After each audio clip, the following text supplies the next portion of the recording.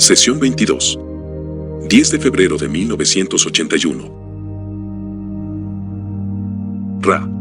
Os recibo en el amor y la luz del infinito Creador. Estoy en comunicación con vosotros. Interrogador. Voy a realizar un par de preguntas para esclarecer el final del segundo gran ciclo, después continuaré con el tercero y último de los grandes ciclos. ¿Podéis indicar cuál era la esperanza media de vida al final del segundo gran ciclo? Ra. Como sabéis, hacia el final del segundo gran ciclo la esperanza de vida variaba entre aquellos pueblos geográficamente aislados, más en armonía con la energía inteligente y de naturaleza menos bélica. Interrogador. ¿Podéis decirme la duración de la esperanza media de vida expresada en años al final del segundo gran ciclo? Ra. Quizá la media sea engañosa.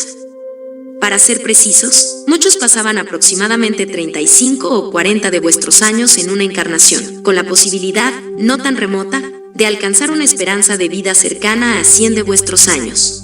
Interrogador. Entonces, ¿puedo asumir que esta drástica disminución de la esperanza media de vida, desde los 700 años a menos de 100 años de duración durante este segundo ciclo de 25.000 años, fue ocasionada por una mayor carencia de servicio al prójimo? Ra. Es así, en parte. Hacia el final del segundo ciclo, la ley de la responsabilidad había comenzado a surtir efecto por la creciente capacidad de las entidades de captar las lecciones que deben ser aprendidas en esta densidad. Así, las entidades descubrieron medios de mostrar una naturaleza belicosa, no únicamente como tribus, o como lo que llamaríais naciones, sino en las relaciones personales, unos con otros. El concepto del intercambio dio paso al concepto del dinero. Igualmente, el concepto de propiedad ganó terreno al concepto de la no propiedad individual o de grupo. A cada entidad se le ofrecieron entonces modos mucho más sutiles de mostrar el servicio a los demás, o el servicio al yo con la distorsión de la manipulación del prójimo. A medida que cada lección fue comprendida, compartir, dar, recibir en libre gratitud, cada lección pudo rechazarse en la práctica. Sin una demostración de los frutos de tal aprendizaje / enseñanza, la esperanza de vida se redujo significativamente, pues no se aceptaron los medios del honor / deber. Interrogador. ¿Esta menor esperanza de vida ayudaría a la entidad de algún modo, en el sentido de que tendría más tiempo entre encarnaciones para revisar sus errores, o por el contrario, le entorpecería? Ra. Ambas opciones son correctas. La disminución de la esperanza de vida es una distorsión de la ley del uno que sugiere que una entidad no reciba experiencia en mayor intensidad de la que puede soportar.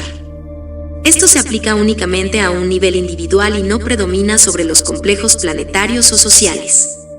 Así, la menor esperanza de vida se debe a la necesidad de apartar a la entidad de la intensidad de la experiencia, que resulta cuando la sabiduría y el amor, tras ser rechazados, se reflejan de nuevo en la conciencia del Creador sin ser aceptados como parte del yo, lo que motiva que la entidad tenga necesidad de sanación y de una evaluación más profunda de la encarnación. La inexactitud radica en la realidad de que, dadas las circunstancias adecuadas, una encarnación mucho más prolongada en vuestra continuidad de espacio / tiempo es muy útil para proseguir este trabajo intensivo hasta que se alcanzan las conclusiones mediante el proceso de catálisis. Interrogador. Habéis hablado del grupo de Sudamérica que alcanzó el grado de cosechable al final del segundo ciclo. ¿Cuál era su esperanza media de vida al finalizar dicho ciclo? Ra. Este grupo aislado había alcanzado una esperanza de vida que se prolongaba hasta los 900 años, que es la adecuada para esta densidad. Interrogador. Supongo que la acción planetaria que estamos experimentando ahora, que parece reducir cualquier esperanza de vida, no fue lo suficientemente intensa como para afectarles y reducir la suya en particular, ¿es así? Ra. Así es. Cabe recordar que en aquel nexo de espacio / tiempo era posible un gran aislamiento. Interrogador.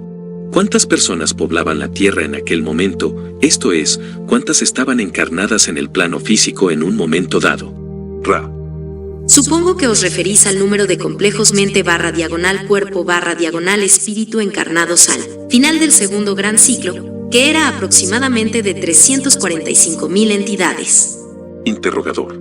Aproximadamente, ¿cuántas entidades de ese total fueron aptas para la cosecha al finalizar el ciclo? Ra. Hubo aproximadamente 150 entidades cosechables. Interrogador.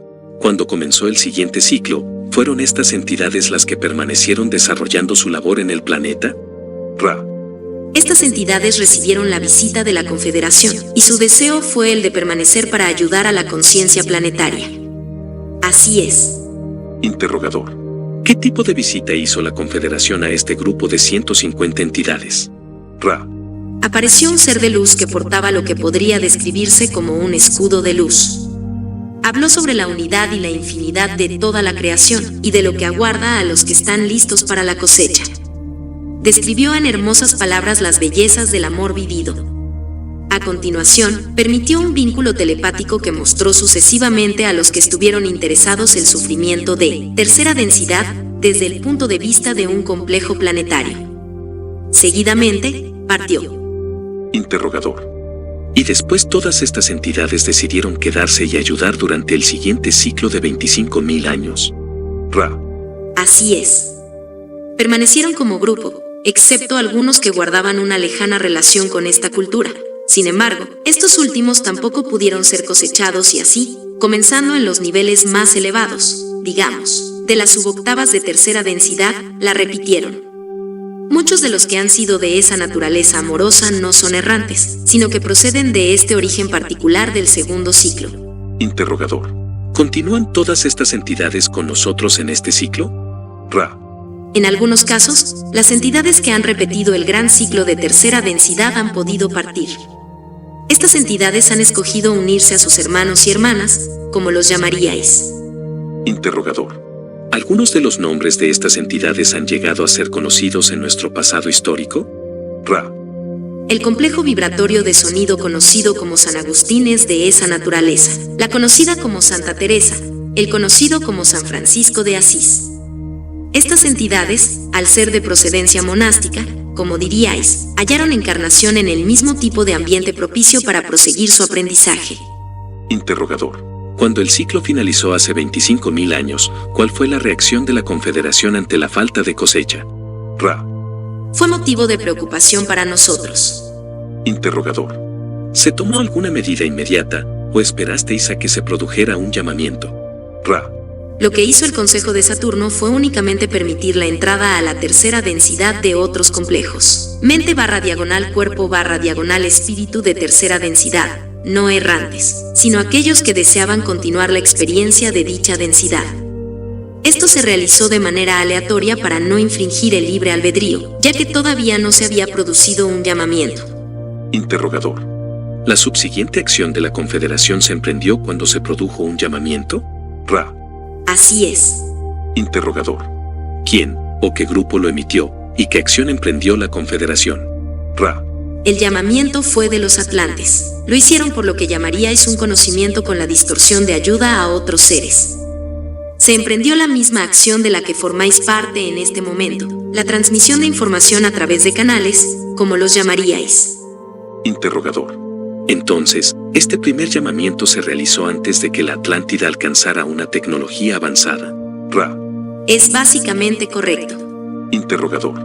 En ese caso, ¿el avance tecnológico de la Atlántida se produjo como consecuencia del mismo?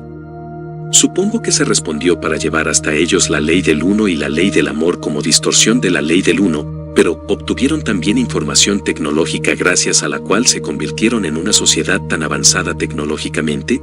Ra. Al principio no fue así.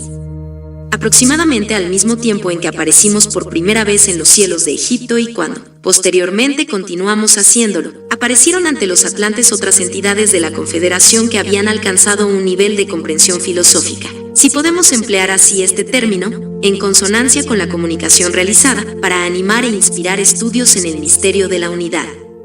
Sin embargo, al realizarse peticiones relativas a la sanación y a otros conocimientos, se transmitió información referente a los cristales y a la construcción de las pirámides, así como de templos, como los definirías, que guardaban relación con la instrucción proporcionada.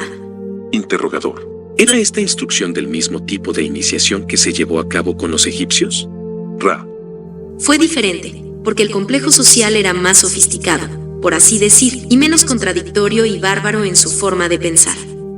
Por lo tanto, los templos eran templos de aprendizaje, y no medios de separar totalmente y colocar sobre un pedestal a los sanadores. Interrogador. Entonces, ¿se instruyó en estos templos a los que definiríamos como monjes? Ra. No los llamaríais monjes en el sentido de mantener el celibato, la obediencia y la pobreza, sino en el de dedicar su vida al aprendizaje. Las dificultades se hicieron obvias cuando los que habían sido instruidos en ese aprendizaje comenzaron a tratar de utilizar los poderes del cristal para fines distintos a la sanación, pues participaban no solo del aprendizaje, sino también de lo que llamaríais la estructura de gobierno. Interrogador. ¿Se les proporcionó toda la información del mismo modo que estamos recibiendo información nosotros ahora, a través de un instrumento como este? Ra. Hubo ciertas visitas cada cierto tiempo, pero digamos que ninguna de importancia en la sucesión histórica de acontecimientos de vuestra continuidad de espacio/diagonal-tiempo. Interrogador. ¿Tuvieron que contar con un complejo social unificado para que se produjeran esas visitas? ¿Qué condiciones fueron necesarias para que tuvieran lugar? Ra. Las condiciones fueron dos. El primero, la llamada de un grupo de personas cuyo cuadrado superaba a la resistencia integrada por aquellos que no deseaban la búsqueda o el aprendizaje. El segundo, la relativa ingenuidad de aquellos miembros de la Confederación que creyeron que el intercambio directo de información sería, necesariamente, tan útil a los atlantes como lo había sido para la propia entidad de la Confederación. Interrogador. Comprendo.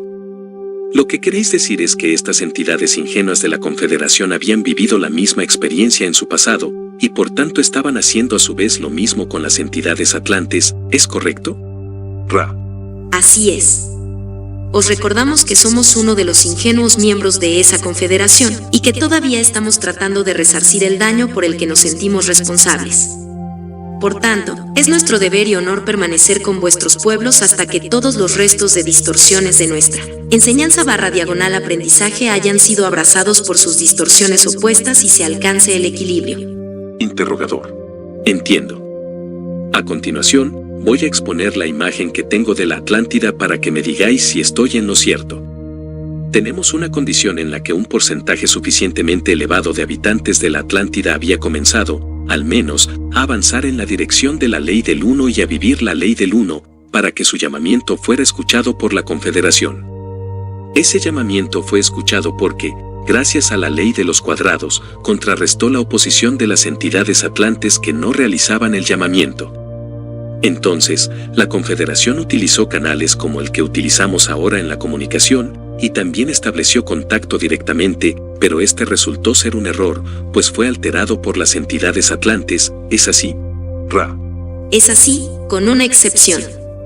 Solo existe una ley. Esa es la ley del uno. Otras denominadas leyes son distorsiones de esta ley, algunas de ellas fundamentales y de la mayor importancia para comprender el avance. Sin embargo, lo correcto es que cada ley, como así se le denomina, a la que nosotros también llamamos camino, sea entendida como una distorsión antes que como una ley. No existe multiplicidad para la ley del uno. La siguiente va a ser la última pregunta extensa de esta sesión. Formuladla, por favor. Interrogador. ¿Podéis indicar cuál era la esperanza media de vida de la población atlante? Ra. El concepto de esperanza media de vida, como hemos dicho, induce a error. En la primera parte de su experiencia cultural, los atlantes solían vivir entre 70 y 140 años, aunque esto es una aproximación, ciertamente. Debido al creciente deseo de poder, la esperanza de vida disminuyó rápidamente en los últimos estadios de la civilización, y así se solicitó información relativa a la sanación y al rejuvenecimiento. ¿Tenéis alguna pregunta breve antes de que concluyamos? Interrogador. ¿Hay algo que podamos hacer para que el instrumento esté más cómodo? ¿Podemos hacer algo por ella? Ra. El instrumento está bien. Resulta algo más difícil mantener un contacto claro mientras una o algunas de las entidades del círculo de trabajo no están totalmente conscientes. Solicitamos que las entidades presentes en el círculo sean conscientes de que su energía es útil para incrementar la vitalidad de este contacto. Os agradecemos que razonéis a fondo las preguntas. Soy Ra. Es una gran dicha dejaros en el amor y la luz del infinito Creador. Ide y regocijaros en el poder y en la paz del Creador único. Adonai.